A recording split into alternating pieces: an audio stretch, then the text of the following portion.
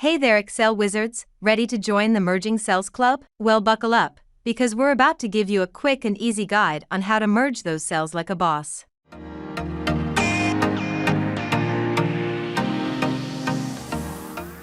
Welcome to channel How To in 2 Minutes. If you are looking for short videos with advice in less than 2 minutes, you have come to the right place.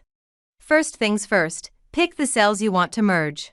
If you don't want to center the text in the header, click Merge Cells.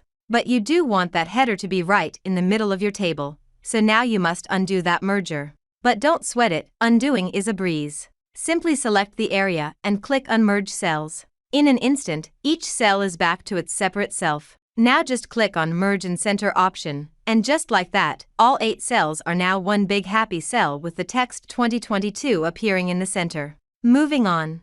If you want to merge cells horizontally, to create those rows, simply select the area and hit Merge Across. Now you have 2 big cells instead of 10 little ones.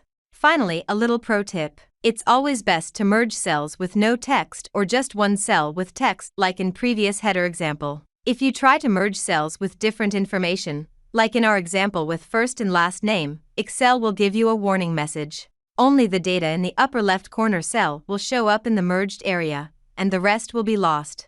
In our example, only first name remains and the last name is gone. So, stick to the one cell with text rule and you'll be golden.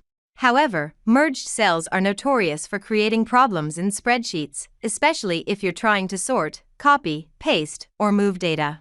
Luckily, Excel has one feature that gives the same basic look as merged cells without creating problems in your spreadsheet. Watch the next video and you'll find out how.